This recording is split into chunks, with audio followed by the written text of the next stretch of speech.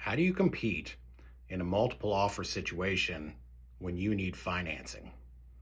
So, when you get into a multiple offer situation, obviously cash is going to be king. So, most people are going to go with the cash offer. But there are ways that we can separate your offer and make your offer more appealing to the seller. For one, don't underbid. Make sure that you don't underbid for that house. It's going to do you no good. If you know there's multiple offers, you should never underbid on a house. Maybe we overbid a little bit. So maybe we go over by $5,000 or $10,000. Do you think if someone came in at asking, so say they bid $400,000 cash and you came in at 410, do you think they might sit around for a little bit longer and take the risk and go through some home inspections to get an extra $10,000? They probably aren't going to make $10,000 in the next 30 days of their job. I would say that'd be pretty appealing to them. So there's also, you could pay your own closing costs. So you could pay the seller's closing costs. So how attractive would that be that you don't have to pay any closing costs so you get more cash in your pocket? So this could also separate your offer from some of the other ones. You could close quickly. So maybe they've already got another house under contract. Maybe they're ready to go. Maybe they need to get this closed so they can get on to their next one.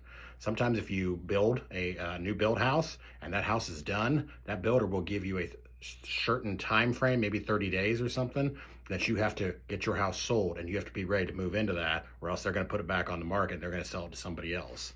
So that's one of the things that you can do, is you can do a quick close for them. You could offer them some time in the house. Maybe you're not in a huge rush and maybe they need a little bit more time after they close so they can get some time to move all their stuff out and move it into the other house. They don't have to do a double closing. So that's where you close on the house that you're selling and the house that you're buying in the same day. That means you got to move all your stuff out and put your stuff in a moving truck. The moving truck's sitting outside of the title company while you're signing all your papers. So people like a little bit of extra time. So you could offer them, a little bit more time. So that's always attractive. So you can avoid contingencies. So you can say, you know what, we're good with it. We don't need to do a home inspection. So if you don't need to do a home inspection, that makes it a whole lot more attractive, because then they don't have to worry about what happens if they find something and they want to walk away. That cash offer might have had the same thing. So if they pay cash and they're not doing a home inspection contingency, that might give them a little bit more peace of mind. You can also, this is a really good one, you can increase your earnest money deposit. This is a great way to make your offer stand out from other offers without having to, do anything extra. That money's going to be applied towards the purchase of the house anyways. So if you're going to put in a $10,000 security deposit, earnest money deposit, sorry. If you're going to put in a $10,000 earnest money deposit, maybe we do 20, maybe we do 30. If you come in, everybody else has got 5,000, 10,000 or something like that. You come in with a $30,000 earnest money deposit, they're gonna be like, dang, these people are serious. Maybe we need to take another look at this. And it's a great way because you don't actually have to come out any more money out of pocket. It all gets applied towards the purchase of the house anyways. Let's see, what else do I have? Assure the seller that you won't go after any repairs. So I've done this before. This one works well. So you say, hey, we want a home inspection for peace of mind, but we're not going to ask you for any repairs greater than $5,000, $10,000. So unless it needs a complete new roof, or it's got foundation damage, or a big water leak somewhere that we can't see, or something major, then you're not going to ask them for a fogged window or a broken blind or a flapper ball in a toilet or something, insignificant like that. You're not going to nickel and dime them. That's another big one. Let's see what else. You can include an escalation clause. So a lot of people don't know about these either, although they've been much more common in the last 5 years or so. An escalation clause is where you say that you're going to beat the highest offer by, let's say, $500, $1,000, $2,000. So they have to show you the purchase agreement that shows you're buying that $400,000 house. They have to show you, well, we got a full price offer at $400,000.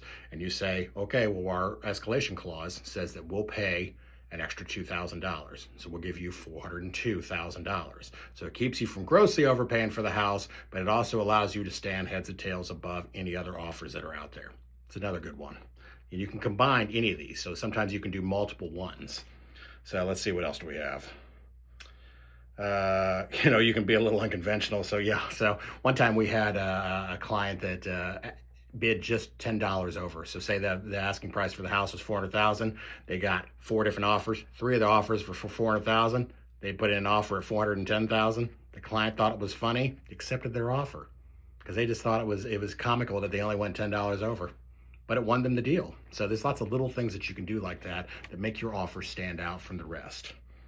Let's see what else we got. Here's another good one too. So we can look at the sale from the seller's point of view. And what does that mean? That means we can create a net proceeds sheet that breaks down everything, and it shows where your offer is different than all the other ones. The realtor should be doing this for them anyways, but sometimes if you submit that with an offer and it shows, hey, we're not asking for you to pay our closing costs. Hey, we're not asking for you to pay your own closing costs. So, or, whatever the scenario may be, you can break it all down and show them, hey, this is why my offer is better because it's got this, this, this, and this. And then you submit that with your offer and they can look at the page and they can very easily see where your offer stands out from all the rest. If any of this interests you and you might like to have a conversation about this, my name is Jason Lawrence. I'm with United Real Estate in Indianapolis. My cell phone number is 317-874-8171, and I'd love to talk to you about some ideas.